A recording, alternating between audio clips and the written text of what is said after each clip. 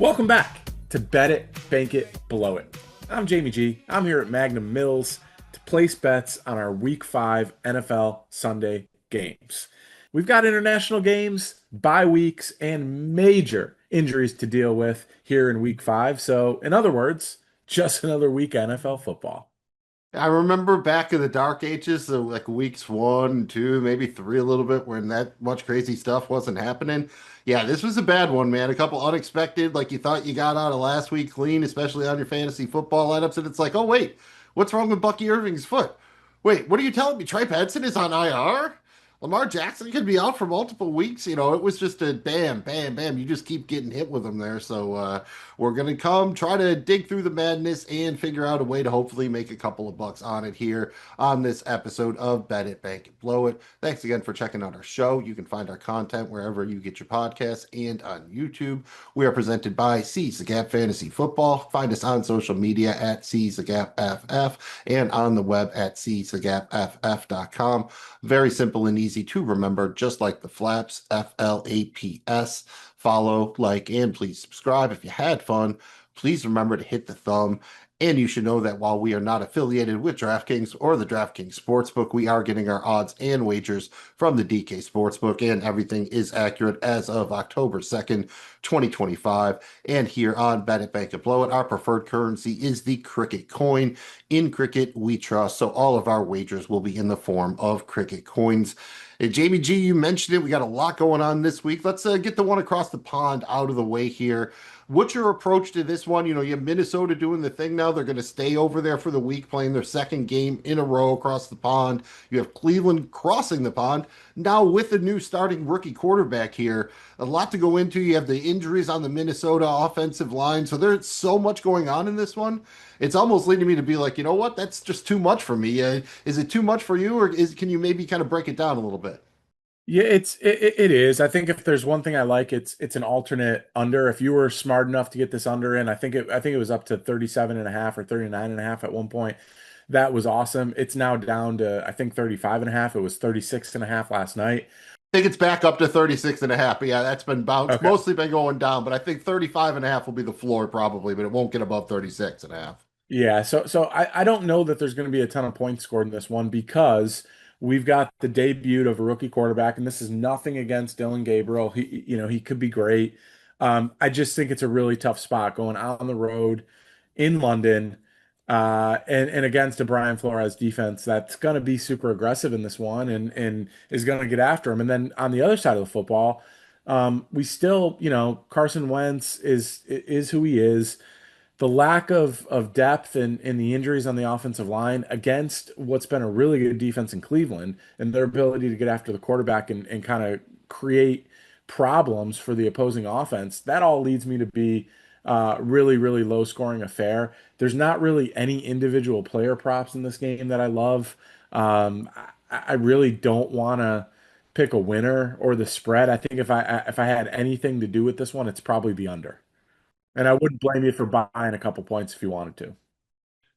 Yeah, again, there's a lot of ways that one could go. That is a pretty low number, but with these two offenses and these two defenses, just about anything can happen. I probably have a touch of interest in Judkins, at least in the combined prop yards or maybe in the over on attempts as they try to protect Dylan Gabriel by just running the hell out of the ball against that front. So I have a touch of interest there. You can maybe talk me into a couple of any times for some of these young Brown players where you have pretty long odds.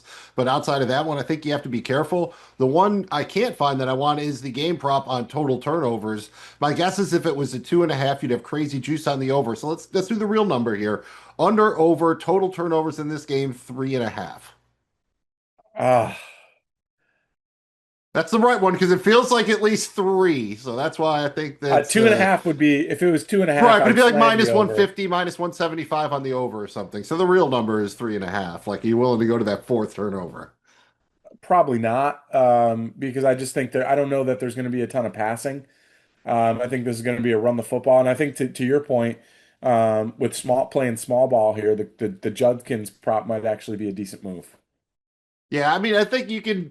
I don't know if it's fairly safe, but one interception per side, I think you can talk yourself into, and then throw in one's fumble. They're still only at three. So I feel like the over 2.5, if you got fairly flat juice, would be the way to go, but over 3.5 might be pushing it a little bit.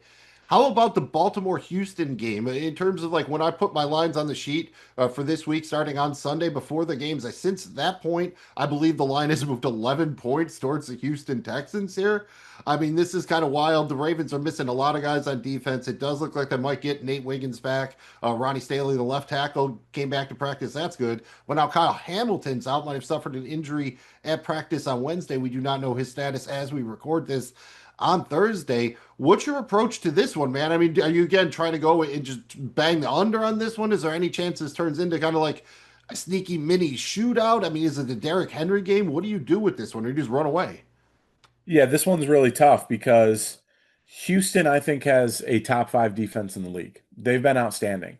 They're particularly great at getting after the passer, and they're really good on the back end. And so when you look at Will Anderson in this front and you couple that with Cooper Rush, now Cooper Rush has had all week to prepare, so it's not going to be as bad as him coming in mid-game.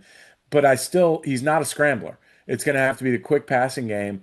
I think they have to lean on Derrick Henry here, but that front's been pretty tough to run on. So I think it's going to be the Derrick Henry game. I don't normally like to player prop marquee players, but with Nico Collins here, with all those injuries in the secondary, coupled with the ability to attack this Baltimore defense, I do like the Nico Collins. I think his line right now is 70 and a half. So the over there on Nico Collins, I do like. Outside of that one, though, this is really tough. Just again, you're everything that you want to bet on this game is messed up because of the injuries.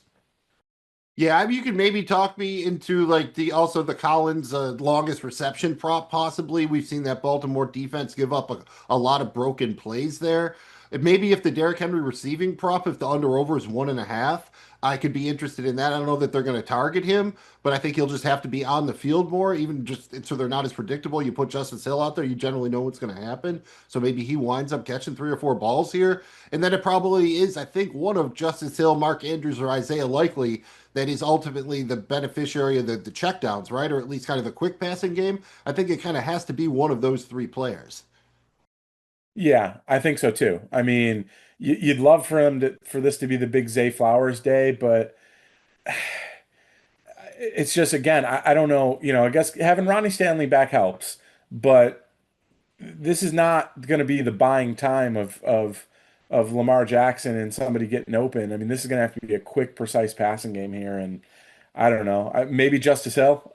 Yeah. Right. It's again, that's what I think. That's how you have to attack this defense. I think you have to kind of get it in the middle of the field. Like the corners are very good on the perimeter. The defensive line is pretty good. So you kind of have to attack the middle of the field and kind of that short to intermediate range. The under over the total, I think, is 40.5. Do you think they can breach that or do you think it's going to stay in the 30s? I think it probably stays in the 30s. And it's weird because this Baltimore offense has been pretty explosive, scoring a lot of points short of last week. But I don't know. I know Houston got in the 20s last week or whatever, but I just don't think there's two to tango here with the backup quarterback in Baltimore and how good Houston's defense is. And Baltimore is going to know, all right, we don't have Lamar in this one. It's going to be all hands on deck kind of situation. I expect this to be a really good game plan for them. Houston's offense is still very easy to defend against. I understand the defense of Baltimore, the yards it's given up, the points it's given up, the injuries it has. With that said, though, Houston really has one weapon. So Don't sell Woody Mark short. you know what I mean, though. It's not the most complicated offense to stop. It's not exactly a train or a juggernaut. So that all leads me to go under on this one. It could creep up over, but I think I'm going to lean under here. The other players that you're hoping to get something from, your Christian Kirk, your Dalton Schultz of the world are fine players, but they're not going to get you much above and beyond what's there, kind of. You know what I mean? They're kind of replacement level or slightly above. So that's really why you're hoping from a breakout from one of these rookies. And maybe it is going to be Woody Marks, but we're not seeing a lot of props up for him right now. How about the Miami Dolphins here? No Tyreek Hill. They're going to Carolina. We've seen Carolina give up some major scores. We've also seen them blow the Falcons out 30-0 after right when you were starting to feel good about Atlanta. What do you think the big thing is here with the Miami offense? Where does some of this go? Is it all going to be on Waddle's plate? Is it Malik Washington more for Achan, or is Darren Waller really going to play that many snaps and manage to not get hurt? Where do you think some of the Tyreek's target share is going to go for this Dolphins offense? Yeah, I think it's going to be by committee for sure because you just don't have a guy that can do that. And that's not a knock on Miami. That's just most teams don't, right? And so I think it's got to be by committee. In a way, I think this could actually help Miami's offense because now they're gonna be forced to kind of include some of these other players. This could be a big spike for Jalen Waddle. Really excited to see what happens there with him. There's no denying what Waller did on Monday Night Football. There just isn't. I mean, he two touchdowns. He was targeted in the red zone, caught them both. Targeted on third downs. Will that continue until he gets injured? Probably. I mean, they got to throw it to someone, right? And we saw success out of the tight end position in this offense before with Jonnu Smith. Different athlete, different player. But I think he'll get some targets. And ultimately, I think it'll be the two running backs that kind of pick up the slack here. So I like the over in this game, Mills. I really do, because I think both these teams can score 20 plus points. And I think they will. I think both teams' defenses leave a lot to be desired, and we've seen both teams kind of be able to put up those points. So I like the over here. 45 and a half that. So I think that's probably a good one. I would lean that way. I might even go a little bit more on depending on what the number for the Dolphins team points is. If that's a pretty good one, anything above kind of 24 and a half or so, you could probably talk me into that. So I wish you were getting, the odds you were getting last week on the Darren Waller anytime prop. I'll tell you that because that was a nice one last weekend. They have tightened that one up, but quickly. Who do you think gets more receptions? The props are very similar here to get about six. It's almost even money each side. Jalen Waddle, Devin Achan. Which one do you think is more likely to get 6+ receptions? Against that defense, I'm gonna actually go with Achan here, just because the precision point, the quick release stuff. I think he picks up a lot of the slack here. But it wouldn't surprise me if both of them do, honestly. Yeah, you really could, and that's something you could look into because it's partially a function of the fact it's so easy to throw on the Panthers offense, but teams have elected to go to the air against them a lot more than they put the ball on the ground. So just something to consider when you're trying to break down those Miami props, because I think there is some tasty opportunities there, especially if you're willing to take a chance on some of the ancillary guys, on the Malik Washingtons. Maybe this is a couple more carries for Ollie Gordon if they're going to split Achan out wide, that sort of thing. So just keep an eye on that. And the other big injury here, Bucky Irving, I think at this point we have to assume will be out for the Bucks. I don't know that I have a ton of interest in trying to figure out what the split is going to be between Rashad White and Sean Tucker, both of whom have certain skill sets that are very useful. Does this do anything in terms of the game for you as far as the Bucks' chances? Do you like the Seahawks, a fair bit more now without Bucky Irving, or do you think they can kind of replace what he's given them, or at least close enough in the aggregate that you're not changing your evaluation of the game that much? I am changing it a little bit, Mills, and I don't think they can just the two people they have behind him. They're not the same players, and that's why Bucky Irving emerged as the alpha in that room. They're just not. They aren't able to do all the things that he can do. They don't have the speed. Like it's just they're just different players. So I think it does change it a little bit. Seattle's defense has been a lot better than expected. So I think this hurts them a lot. I mean, he's kind of their everything on that offense. The offense kind of goes through him. There's also some injuries, and Mike Evans still being out, and I know Godwin came back, and there's players there. If anything, I'm hoping for a little resurgence out. I hope it gets Otten here, and I hope we see a Cade Otten sighting here, and he kind of steps up and takes away some of that short passing game. The problem is Bucky's just so deadly in the screen game, and I think they're really going to miss that this week. Yeah, he was single-handedly getting it done for them at points last week. I think even after he left the game and returned with the foot injury that he's ultimately nursing here. I'm kind of the same boat. It hurts a little bit. I was already leaning towards Seattle a little bit here, but given the nature of these teams, I'm again probably leaning towards this one being a little bit of a stay away. Maybe a game I approach more from a DFS standpoint or something like that. Have a little bit of fun with it over on DraftKings. As far as a possible shootout here, let's call it 55 or more total points. Which of these games you think has a better chance of getting there?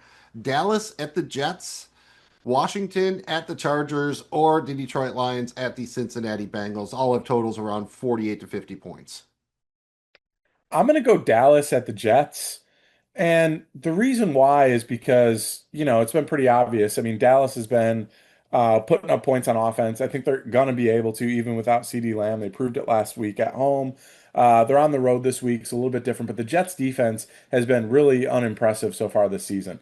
Playing a lot of man, they're getting beat a lot. And I think that Dallas can be able to do it. And on the flip side of the ball, Dallas's defense, particularly in the secondary, has been atrocious. Not that I think Justin Fields is going to be able to throw the ball all over the field, but I think there's two to tango here. I think that, Dallas can easily put up 25 plus, and I think the Jets can put up, 18 to 22 range. I think they get there on the over. I want to go with you there. I think that's the most likely of the three matchups where you have two to tango. I really don't think that the Commanders Chargers game is going to go there. That one could actually maybe I think be a little bit more of a kind of a gritty defensive battle, depending on who winds up playing. I'll probably go with you there on Dallas and the Jets. Although on the other hand, we know how the Lions operate. Would it shock me at all if they put up 40 points on that Bengals defense? Then it's all right, Jake Browning, can you get us 10 points? I think they can get 10, so I feel good about both at least hitting the over. But yeah, for it to probably get to 55, 60 points in that range, you need two to tango. So I think the most likely game that you could find that is probably that Cowboys Jets game somehow, some way. And then to the other game we haven't really mentioned, the Giants at the Saints now. This is again another one where the line is moved. The Giants were originally favored. Now it has turned around. The Saints are somewhere between 1.5 and 2.5 point favorites, depending on where you're shopping. Can you get excited about anything in this game? I mean, maybe like a Scattaboo anytime, some Darius Slayton, receiving yards. Anything here? Is this just one just to stay away from? I'm probably staying away from it. I mean, the Spencer Rattler rushing prop is interesting. He ran the ball a good bit against the Bills last week. There's going to be a better pass rush this week against the Giants. I could see him kind of escaping and getting out of the pocket a little bit. But this is just so tough. I don't know, man. Until we see this Giants offense function with Jackson Dart and no Malik Neighbors, it's hard for me to really go anywhere. And the Saints. I guess I'd probably if there's a sack prop, total sack prop, I'd be interested maybe, but I struggle with this one. Yeah, again, like I don't mind maybe some of the lower level Scattaboo props, Theo Johnson, depending on what the reception and receiving numbers are.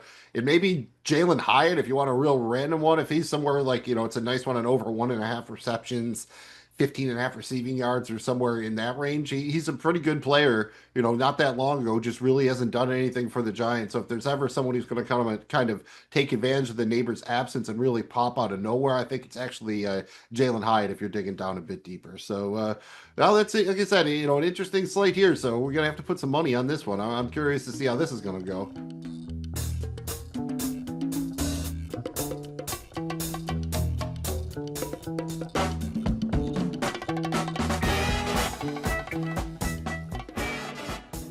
Well, every season, the Westgate Sportsbook in Vegas hosts their famous NFL Super Contest. And that's great and all. But it's not nearly as cool, not even in the universe is as cool as our SupaFly contest.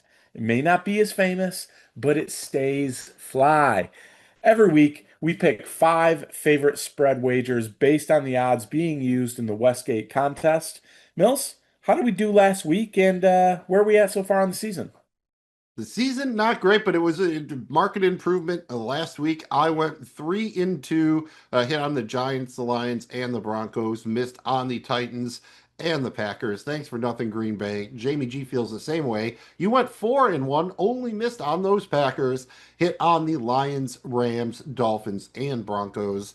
That means I am 8-12 on the season. I've gotten cool breezed once. I have lost by the hook once. Jamie G, you are 9-11.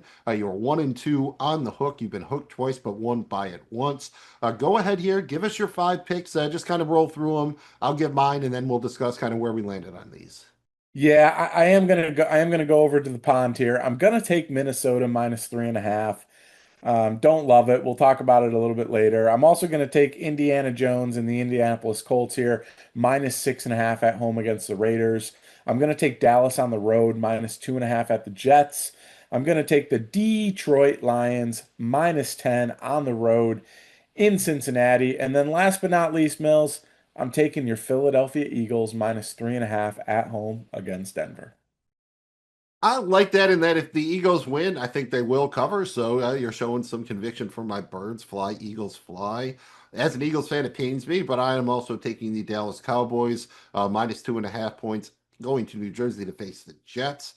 Going to take a chance on the Dolphins. In Carolina, they're only 1 point favorites. Just have to cover 1 point and defeat the Panthers. It's so easy. Everyone except the Falcons can do it. I'm also going to ride with Indiana Jones, whipping it up. 6.5 point favorites at home versus the Raiders. Also taking the Lions. Feel a little bit better this week than we did against the Browns last week. The Lions laying 10 at the Bengals. And then finally, I'm going for maybe not an upset, maybe an upset. We'll see how it shakes out, but I'm going to take the Commanders plus 2.5 on the road to face the Chargers again, likely to be without their starting 2 offensive tackles and probably their best pass rusher in Khalil Mack. So those are some big absences. And we know the Chargers struggle with injuries and they just tend to charger it up sometimes. Jamie G mentioned it. We both like the Indiana Jones. We'll see if you're going to go as Daniel Jones, as Indiana Jones, as your Halloween costume. But before then, let's talk about how they get it done. Is this the big JT Money game, or you think it's the Danny Dimes game? I think JT Money's gonna feast here, and here's why. I think they're gonna be have a plan in place for Max Crosby, and really trying to not let him wreck the game. And we know that Daniel Jones is the type of player where one really good defensive player like that can destroy him. So I think they're smart enough here. Shane Steichen and company knows what they've got with Daniel Jones, and they're gonna kind of scheme this up a little bit. Outside of that. I do like Daniel Jones to complete the passes when necessary, but just like it's been all season long, I don't think he's going to be in a position against the Raiders to have to put this team on his back. I just think this team's balanced enough on offense. JT Money's having I won't say a career year, but he's having a really good year. I think they're going to continue to utilize that, be efficient on offense, and find a way to win this one by more than a touchdown. And part of this also, Mills, I've been really upset and disappointed in the Raiders. Gino's been absolutely atrocious. He's making horrible decision making. Haven't been a fan of Pete Carroll with some of his decision making that he's made. Outside of Brock Bowers, I know Genty had the big game last week, but outside of that game, Genty's been kind of disappointing. Maybe he's Stella getting his groove back here. Maybe we start to, I know he's going back to the college stance or whatever. Maybe that's helping. But there's just not enough explosiveness or weapons on this offense. And it just feels like they're always trying to force things, and Gino's always just kind of throwing it up for grabs. And I just the way Indy's defense has been playing, not a world beater, but they're playing fast and physical. And again, this is a balanced football team. It's 4 weeks in. We got to call them what it's been through the first quarter of the season. They've been a very balanced football team. They're at home in the dome. I just think all that leads to Indianapolis getting the win here. Well, I think it's just the perfect blend of the Colts have been good and the Raiders just haven't. Yeah. And now Brock Bowers is banged up outside of that big week one. Again, so him and Genty really have each only had the one big week. Jacoby Myers' production kind of comes and goes. Again, maybe you could see him getting a long Trey Tucker touchdown or something here. But otherwise, it's just tough to find much to get excited about on the Raiders side of the ball. It's tough to do much on the Colts outside of JT Money. You can mess with the Tyler Warren passing or the receiving props if you want, but it's really tough to pick between the rest of the wide receivers. If you had to pick between one of the two, would you rather go with JT Money 2+ anytime touchdowns or Daniel Jones 3+ passing touchdowns? The odds are fairly similar. Oh man, that's good. I guess one of those could go to JT Money on the receiving. I think I'll still go JT Money here. I do. I just think it's going to be kind of like JT Money cash game. Yeah. Yeah, I'm there with the Who Dat. I am on a team Who Dat, Who Dat, Who Dat, Who Dat, Hoodoo. We both obviously like the Lions here. Quite a bit of confidence in them this week. Not quite sure if we think that the Bengals can kind of, do anything there. I mean, I really don't have much interest in any props at all on the Bengals side, other than, give me maybe first drive, like Chase Brown number of touches or whatever. It seems like they've really been scheming him up in their opening scripted plays. But outside of that, it's pretty much a ghost town for me on the Bengals side of the ball, other than maybe the Browning, over interception prop, but that's going to be crazy juiced up if you only want to take the over 1/2. Yeah. On the Lions side of the ball, is this the David Montgomery game here? It's not quite either or Thunder or Lightning. Obviously, Gibbs could have a monster here, but if they get up, this feels like the spot where you get David Montgomery 15 rushing attempts, 80 to 100 rushing yards and a touchdown or two. Is this like the David Montgomery game incoming? I think it is, and I think this is a good as spot as any for him. I could picture them getting off to a fast start. We know it's Dan Campbell, and we love him because you kind of know what to expect. He's gonna be aggressive. Period. It's not like they're gonna come out and just not pass the ball, but I do think they're gonna come out and impose their will. And I think at a certain point in this game, they're gonna let the physicality of the run game take over. And I just don't think the Bengals are gonna have any answers for it whatsoever. And that's what leads me to allow that, like, feel really good about this -10 is, they get up, they get a lead, second half rolls around, they start pounding it. It wouldn't surprise me to see them put together, a couple drives that are 10 plus minutes and they score on all of them. That's just a recipe for covering spreads, man. So I feel pretty good about that because of that. But yeah, I think that if there's ever a time for Demont, I think it's now. Yeah, I'm feeling very good about him. That might be a nice spot if you want to run a little same game player parlay or something of that nature. I also really like Jamison Williams here. Him and Goff just missed connecting on a couple of big plays last week. I think they're going to go back to that well fairly early. So again, another guy might want to throw a little parlay on in terms of maybe his longest reception, yards, and a touchdown, something like that. And I think it's a plus number for him to get 50 plus on the receiving. I think he's been averaging 53 or 57. So it's slightly under that, but it's a plus number for him to get 50 plus. Again, great week for it here. I don't know that we're going to see the Amon-Ra St. Brown two touchdown game every week, but would it totally surprise you? I mean, this is a team where there literally could be five touchdowns scored for Detroit, maybe six, there's, I mean, they're going to go somewhere, right? So Right. Thankfully, there's no more Tim Patrick in the building because that's where they would be going otherwise, and then we would be tearing our hair out. I remember that happened, I believe, multiple times last year. Like, dude would like not play for like 6 weeks, come back, score like five touchdowns in one game, and then not play again for 6 weeks. I am exaggerating, but we definitely got Tim Patrick last year. We're also both fans of the Cowboys here, laying 2.5 in Jersey against the Jets. Any concerns in terms of injuries for that Cowboys offensive line? You have the left tackle, Tyler Guyton. He's still questionable with that concussion he suffered last week. Right guard, Tyler Booker is questionable with an ankle. And Kevontae Turpin, their wide receiver 3 right now, questionable with an ankle. Maybe they can make do without Turpin, but I feel like they got to get at least one of those two offensive linemen back, right? If they're down to all three of those players, I will be a bit nervous, not going to lie. I will too. I mean, look, in the Jets, this is largely the same player group as we saw last year, which at times that defense was really good. I mean, you could make a case it was top 10 in the league, maybe even top five at times last year. It's a very good defense last year that kept them in a lot of good games. They had a lot of good pass rush with McDonald and those guys up front. They still have Quinn and Williams. I mean, he's still one of the best defensive tackles in all of football. So it's been really, really disappointing. Now, with that said, I still think Dallas will have a game plan to be able to make it effective. I'm giving Brian Schottenheimer a lot of credit. I really am, and I think we have to because this is a guy that's been around the league a while. Don't forget he was with the Jets. I think as an interim head coach, maybe offense coordinator, interim head coach, if memory serves. He's a guy that's been around the league, learned a lot of lessons. He had a very, very, very, very, very good game plan last week against Green Bay's defense. I still think Green Bay's defense is going to be, in the upper echelon of the league. He made them look silly last week. He figured out a way to protect. I gotta have confidence against a lesser defense that's not performing as hard. That's probably easier to game plan against because you know what Aaron Glenn's going to do in terms of playing man and the aggressiveness he's trying to bring. It's not a very complicated defensive game plan again and against, and that was a whole conversation when he was in Detroit too.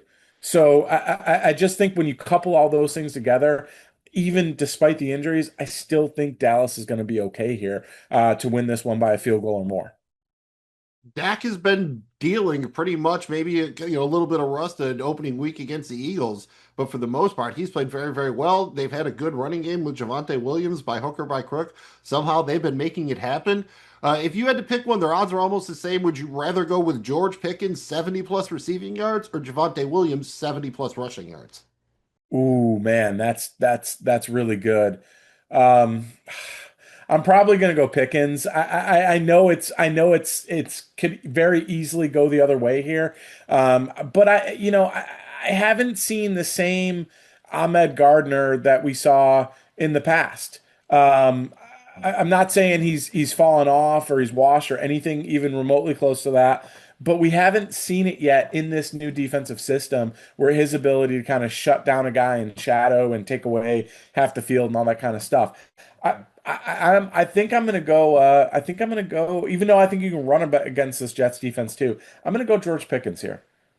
I honestly probably like both of them. I might go with Javonte Williams just because I know that Miles Sanders also might not play. And in that case, that's even just a couple more carries for him. Given the choice, I'd probably go to the Javonte Williams combo yard number, but that probably have to be closer to 100 to equalize with picking 70 receiving yards. But I definitely like both of them. How about Brees Hall? We have no Braylon Allen here. They're probably going to work Isaiah Davis in a little bit on passing downs, might hurt you in fantasy football. But right now, the Brees Hall combo yards number 100 plus, rushing plus receiving yards plus 101. So basically, even Steven for 100 plus yards. Do you think he can get there? If he can't take the lion's share and keep Isaiah Davis on the bench, there's a real problem brewing here. So I think if there's ever a day to see kind of get right for Brees Hall, this is it, man. And that's probably the one thing that scares me about this too is them kind of shortening the game, playing small ball, and really putting together like if Brees Hall rushes for like a buck 50 and two tutties, this I'll be concerned. But I think he can get 100 combined for sure. Yeah, it feels like he pretty much has to. He needs to be on the field a lot. And if we expect the Cowboys to score points, that should lead to him being even more involved in the passing game, hopefully. We kind of already talked about the Dolphins offense a little bit here. You know, I was kind of on the island that one at the Dolphins -1. Are you agreeing with me there? Would you rather take the home team and the point? Any at all anything to contribute here on this one? We've seen kind of Carolina be all over the place. I know Miami had the big injury and everything, and their defense has been really, really bad, and I get all that. But I still think they're probably the better team. And, this isn't a situation for better or worse where the team has given up on Mike McDaniel. It's not. They've put together two performances here where they fought. That injury could rally this team together, believe it or not. There was a lot of drama surrounding Tyreek Hill and Tua and everything. And, for better or worse, I am going to go Miami here, Mills. I'm tempted to lean. I think my play here will be the over, but I do like Miami -1.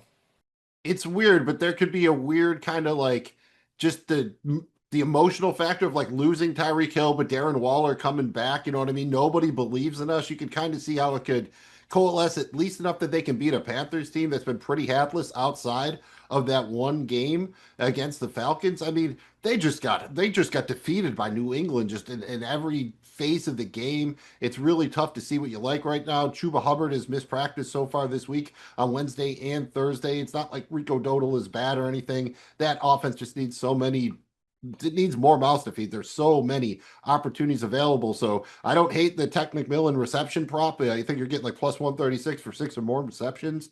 But outside of that, I'm probably content. Like you said, give me the Dolphins, maybe the Dolphins team points, and maybe the over in that one.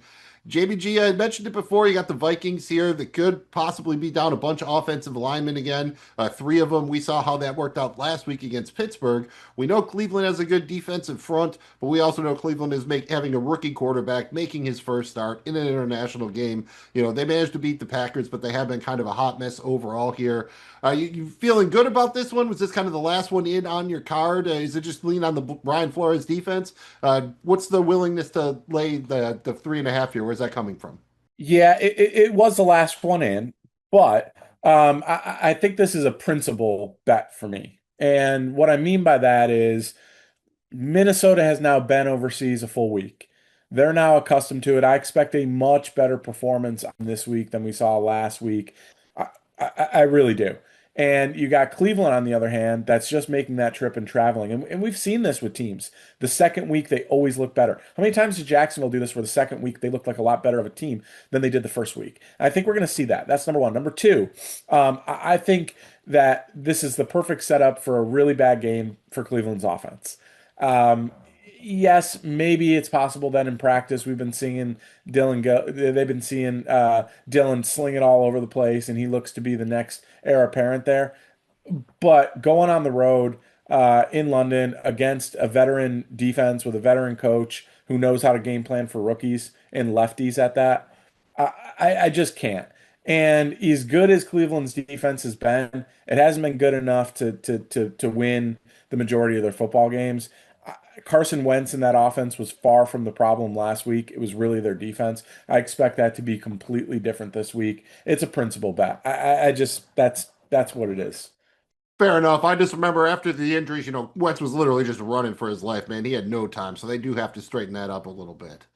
That was pretty egregious. Otherwise, give me over on the Myles Garrett sack prop at least.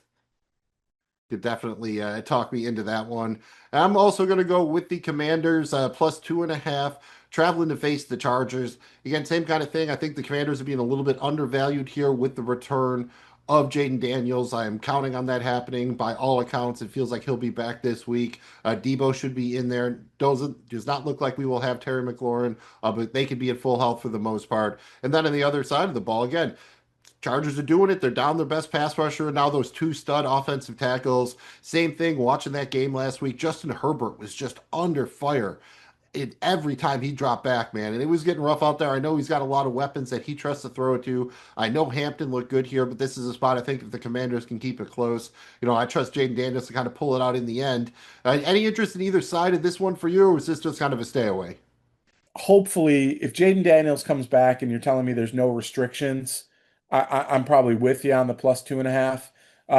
But until we know that for sure, and yeah, I mean the Chargers losing their offensive line and everything, and Mekhi Becton having being dinged or being sick or whatever it was, but I expect them to have a better plan in place, knowing that a week ahead. And Washington was really desperate for a pass rush, and that was before they lost Wise for the season a couple weeks ago. We'll see how they manufacture and take advantage of that, and if they're able to. Um, I just don't know that that weakness is something that Washington's going to fully be able to attack and exploit. Fair enough. Again, just feels a little bit like the Chargers are up to their charging again. You know what I mean? It And it does. just It absolutely it does. just this one doesn't smell right. If it was 1.5, I'm probably not going there. But it's enough of a coin flip of a game to me that I was happy to kind of take the 2.5 because it was Oh yeah. really tough. It probably came down to honestly that one or laying the 7.5 with Arizona. At 6.5, I might have gone to the Arizona, but that was kind of the coin flip for me. The last one out, you already kind of mentioned what your last one out was, or what was actually you did mention that was you mentioned your last one in. What was your last one out here? The last first one off your card. Honestly, Miami -1 was the one that was kind of in between where I really thought about taking them. Well, that makes me feel a little bit better that I was on that one. Did you have any interest in the Cardinals laying the 7.5, or is that just too much for a Cardinals team that's tough to trust? It's just too much. And they're an average team that's been in basically every game, but hasn't quite figured out how to close. That has a lot of injuries. And I'm not sure where the run game is going to come from to keep this thing balanced. And I worry about Arizona here. I really do. That yes, they should absolutely be able to wipe the floor and win this game. And I think they probably find a way. But I worry. I just think it's too many points. I think I agree with you there. Does it do anything if Calvin Ridley misses the game? I think he only played about half the snaps last week, anyways. Apparently, he has elbow and knee injuries. I mean, if he's not out there, does that? I mean, they got shut out last week. It kind of comes down to, I guess they have to score. I mean, I feel like the Cardinals can put up 20, right? So you got to, can they at least get to 13 points? I guess. part of this also too is like you got a coach fighting for his life. You got a quarterback coming out saying we're ass. I expect them to put together a decent performance here. Like it's kind of like now or never. I feel like if they get blown out again, or pretty soon it's going to be kind of be like the season's over before it started, kind of thing. Not that they have a chance to win the Super Bowl, but you know what I'm saying? Like there's a little bit of that in the air, kind of like the Giants last week, a little bit. Like it feels like that just a little bit. Like you might get their best performance of the year. Well, I don't know if it'll be even remotely close to enough to even keep it close, but I just don't know where the offense is coming from. But their defense has been okay. Yeah, I don't know. That's why I got in my head about it, and Right, the offense is kind of like you feel like they're going to score points, but you have literally no idea how. You're just kind of trusting that somehow they're going to manifest points. It could happen, but this it also strikes me as this is the kind of game. All those things you said, if they get down 14-0 early, I think it's over. You know what I mean? Like, I don't know about their chances of a backdoor cover here. So I think if Arizona can get up early, that's a good point. you could probably handle it pretty easily. So, and it's tough to get on that now because previous I would have said, great, if you're going to take Arizona the points, go ahead and parlay them with like the Trey Benson rushing yards or the rushing attempts prop. But now you have no idea how they're going to split that job up between DeMarcado and Michael Carter. And they even mentioned bringing Bam Knight into the mix there. So you can't even touch those. So it really makes it hard to even dig down into most of the props in this game as well. Straight up now, tell me, is it gonna be you and me together? Or are you just If you're sick and tired of betting the spreads, and we don't blame you, you just want to pick a winner straight up, you need Paula's picks. Mills, go ahead and straight up tell everybody now how this works and how we did last week, and are you going to love us forever? This is straight up a wagering contest where we're betting on money lines. We each started out with 1,000 cricket coins. Each week we must wager a certain amount on our favorite money line. Currently, since we're in the first third of the season, we must wager between 10 and 50% of our bankroll on our favorite money line of the week. This is a contest, but we're also trying to see how wagering on the money line over the course of the season compares to how we would have done had we been placing these wagers against the spread. Last week, Jamie G, I took a L. Once again, I had my 300 cricket coins on the San Francisco 49ers money line, trying to take a little bit of a chance with them. It did not work, so I am currently at about 594 coins on the season, down about 406. You fared better last week. You did the same kind of thing, similar line on the money here. You put your 300 coins on the Rams, minus 192, close to that minus 180 I had, but you did much better. So you turned up, you managed to turn a profit of about 156 coins, putting you at about 1,112 coins on the season. So up about a buck 12. That means my minimum wager this week is about 59 coins. My maximum wager is about 297. Jamie G, your minimum wager is about 111 coins, while your maximum wager is about 556. You are in the lead. You have the honors. Give us your favorite money line. Tell us how many coins you're putting on it. Yeah, lots of good ones to choose from. I kind of went not aggressive, but not uber conservative. I kind of split the baby here. I'm going to go ahead and put 340 coins on the Indianapolis money line. It's minus 340 against the Raiders. Spread, as we talked about, is -7. I'm putting 340 coins on that, Mills, to win back 440, a cool 100 to add to my stack here. And again, this whole process isn't about getting rich quick. This is about stacking easy wins on top of easy wins and seeing how it goes over the course of the season. But the choice is yours. It is a black sheep thing. If you want to go ahead and take a dog on the money line, you are welcome to. I debated about trying to maybe get on that Dolphins line, but that was just a little bit too risky for me there. So I decided to go just a tad up to the Dallas money line. I'm going to put 225 cricket coins on the Dallas Cowboys money line. That is minus 142. Traveling to Jersey to face the Jets. They are 2.5 point favorites. So if all goes according to plan, and I hate this as an Eagles fan, but if the Cowboys win, I turn my 225 coins into about 383 coins. I didn't win 5 batting titles because it was fun. Right. I won it because I wanted to be the best. Do you see what I'm saying? Nah, not really, man. There's nothing more fun than winning. So come on, drink up. I'll have one with you. Nice. Let's do it, Boggs. Let's drink. Cheers. Go ahead and buy the plane ticket, take the ride, pack a suitcase full of beer, and open your favorite sportsbook app because it's time to Bet It Like Boggs. And don't worry, there's no way you can outdrink Wade Boggs on a cross country flight. None of us can. But you can bet like him. Hey, you got to do what you got to do. And in this case, it involves trying to beat Boggs, and we enjoy that. In honor of the man, Wade Boggs, who's most definitely still very much alive, this is kind of our player prop section, and we're playing some baseball. That means we got four wagers in total. We got a single, double, triple, and home run.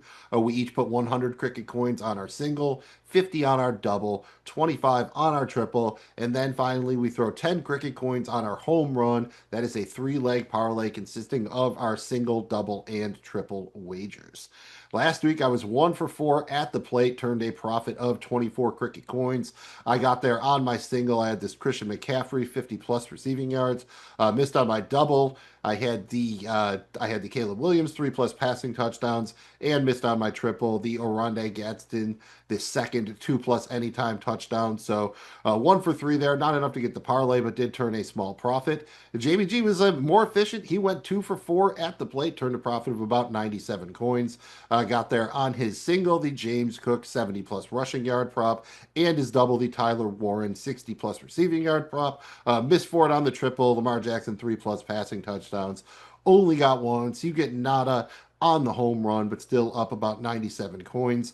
On the season, I am slightly in the lead. I am down 286 coins, while Jamie G is down about 356 coins. That means I'm first to go here. Going to start out with my single. I'm going to put 100 cricket coins on Jamison Williams, longest reception over 21.5 yards.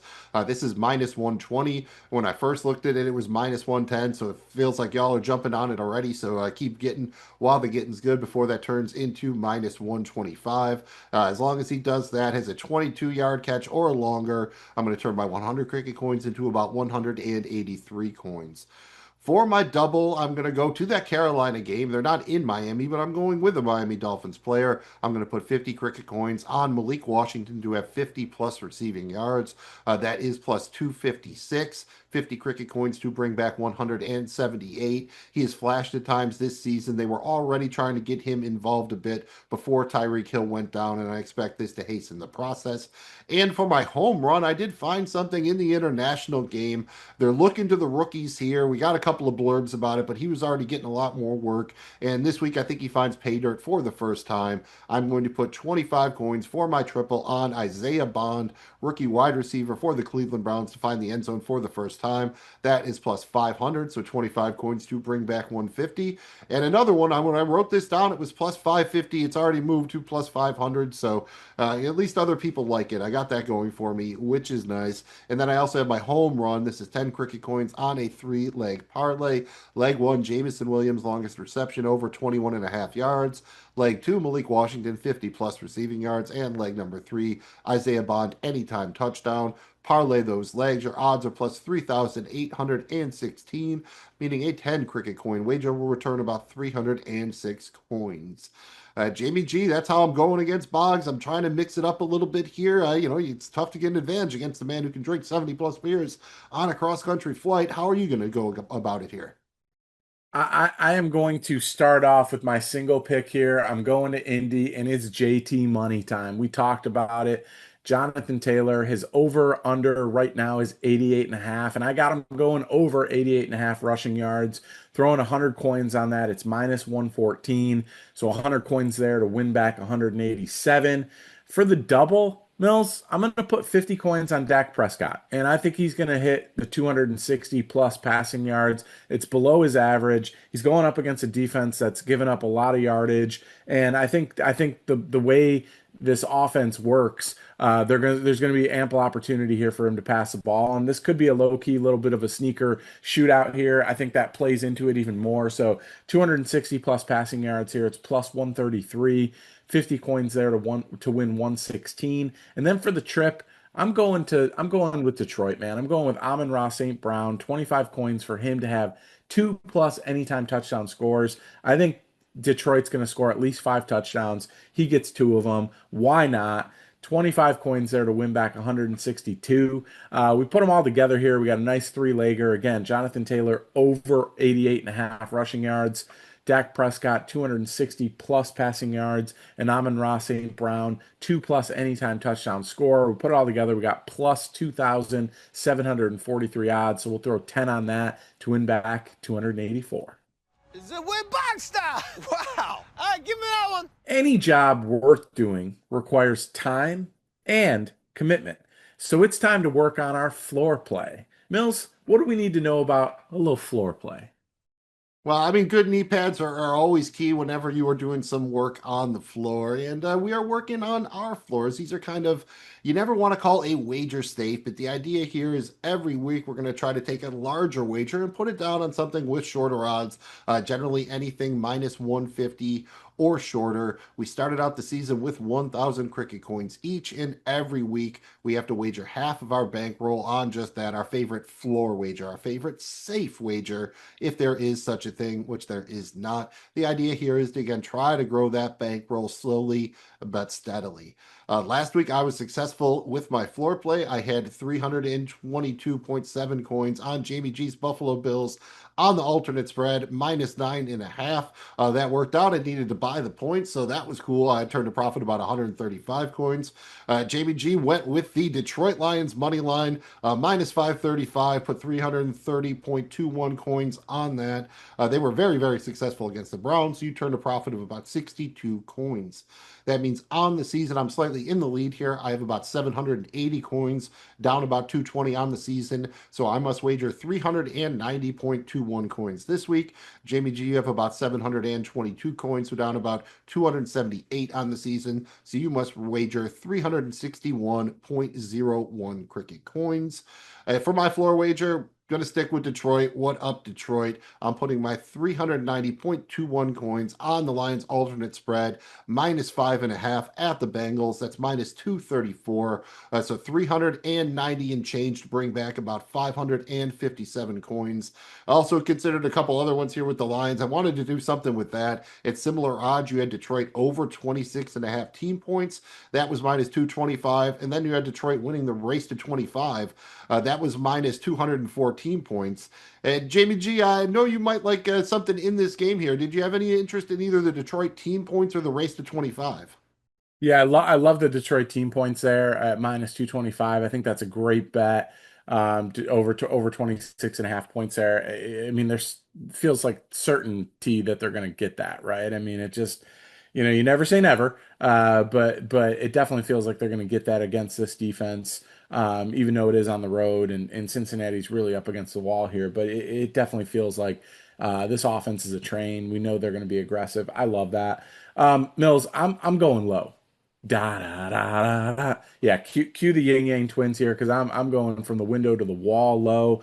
I'm talking real floor play here. I'm putting my 361 coins also on Detroit, but I bought that alternate spread all the way down to minus 2.5. I'm not taking any damn chances here. That's minus 422. Putting my 361.01 on that. I'm winning back 446 and 63 cents. Detroit, don't let us down, baby. Go long! Go long! Oh, hell, I'll do it myself.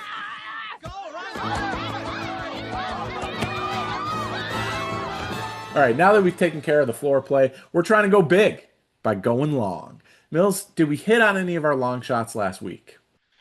We did not, unfortunately, and this is again kind of the opposite of the floor play here. We're trying to go long. We each have 100 cricket coins to wager every week. We can either try to take a couple of small wagers. You can make as few as one or as many as four. Minimum odds on any of those are plus 200, or you can go with a parlay, 2 to 4 legs, minimum odds plus 500.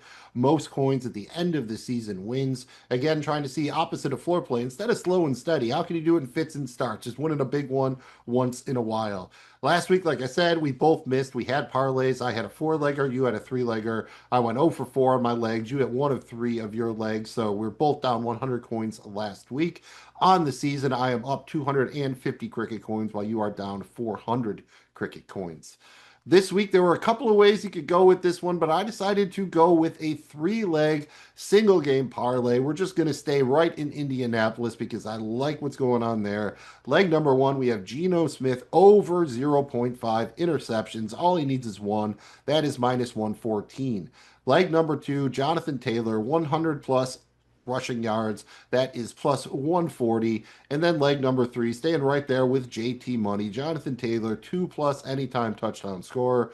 That's plus 310. You parlay these legs together. Gino over 0.5 interceptions. Jonathan Taylor, 100 plus rushing yards and 2+ touchdowns. Your odds are plus 900. So a wager of 100 coins returns 1,000 coins. Maybe you can worry about that second touchdown, but I'm feeling pretty good about this one because I think Gino's turning it over. They're running the ball with Jonathan Taylor. And when they get down close, he will take care of the proverbial business. Jamie G, how are you going long? Well, I also am going to do a nice little three-leg parlay here. Leg one, we're going to London, and I'm taking that Minnesota and Cleveland game, and I'm doing under 36.5 points. I know it's a low total and everything. I just don't see them getting over this. We talked about it at length. I really like the under here. That's minus 120 on its own. Leg two, I'm taking Dallas minus 2.5 at the Jets. We also talked about that during the Westgate. Really love that one. It's SupaFly. How could I not go with it? It's minus 112 on its own. And then on leg three, Mills, I'm taking your guy. He spoke a lot this week. He's due. Give me an AJ Brown anytime touchdown scorer. I think he finds the pay dirt this week. I think they get down there and they give him the opportunity. He's speaking out. Make the man happy. Let him catch it in the end zone. Anytime touchdown scorer, it's plus 165. 100 coins there. To win 819. Oh, 100 coins there at plus 118 odds. I will be winning back 919 and it'll be smooth sailing. I'm there for that. I mean, unfortunately, I have to root for the Cowboys again to root for you there, but I'm there for the squeaky wheel touchdown for AJ Brown. Trust me, he is on a lot of my dynasty teams, and it's going to be real tough to put him back in the lineup this week. So I'm going off of your prognostication here, so you best to be right. This is it, baby. End of the road. Speaking of being right, it's time for the grand finale. And this week, we got nothing but the best of the best for the finale. It's our big boy bets. Mills, how did we do last week? Thankfully, we were both big boys when we needed to be. It's a big cell phone. I'm a big boy. We had 250 cricket coin wagers on each of our picks. I went with Bucky Irving to have 100 plus combo yards. I cleared that one pretty easily, so I turned a profit of 310 coins. Jamie G, you went with your guy, James Cook, to keep the streak going. Longest touchdown streak in the NFL. He did it. He found pay dirt, so you turned a profit of about 132 coins. On the season, I'm in the lead here. I'm up about 488 coins, while Jamie G is down about a buck 49. That gives me the honor of going first, and I am going to go back to Detroit. I'm going to put my 250 cricket coin big boy bet on the Detroit Lions over 30.5 team points. So 31 or more points scored by the Lions. Jamie G likes it. He said they're getting 5 touchdowns. That's 30 right there. Just got to make an extra point. That is minus 108. So a 250 cricket coin wager returns about 481 coins. Jamie G, are you joining me in the Motor City or are you going elsewhere? I am going to go elsewhere. I'm putting 250 cricket coins on Indianapolis minus 6.5. Let's do the thing. It's minus 123. 250 coins to win back 453. Go Colts. I love how you bought the hook. He's really worried about Cool Breeze, ladies and gentlemen. He bought the hook. When you get bit by it a couple times, it's no thank you. That's why the man tells you to watch for the hook if you've not been listening to Cool Breeze. Watch for the hook. And thank you for watching another episode of Bet It Bank It Blow It presented by Seize the Gap Fantasy Football. If you haven't done so yet, please like and subscribe. We're going to be doing these for the Thursday night games, the Sunday night main slate like we've done right now, and then also the primetime games on Sunday and Monday. When the NFL gets weird towards the holidays and starts doing Friday games, guess what? We'll probably have something for that too. So you don't want to miss that stuff. Like and subscribe. Good luck this week. Let us know if you're tailing any of our picks, or if you got something juicy. Maybe we'll play it. Send us in your winning bet slips. Good luck. Have a blast, and we'll see you on the flip. Just wait until the NFL unveils Fleurs Day, the 8th day of the week, just so there's another day for football. That's going to happen soon, as will more episodes of Bet It, Bank It, Blow It. Thanks again for checking out our show. We are presented by Seize the Gap Fantasy Football, and you can find our content wherever you get your podcasts and on YouTube. Find us on social media at Seize the Gap FF and on the web at seizethegapff.com. Nice and easy to remember, just like those flaps, FLAPS. Follow, like, and please subscribe. If you had fun, please remember to touch the fun. Thanks again for checking out the show. I'm Magnum Mills. He's Jamie G. We can help you bet it. We can help you bank it. But blowing it is up to you. You better listen to your corner and watch for the hook. The C stands for Cool Breeze, who's known as the champ. Freddie Calhoun, the coolest cutter at camp. Hey, my ones and my twos got your whole town shook.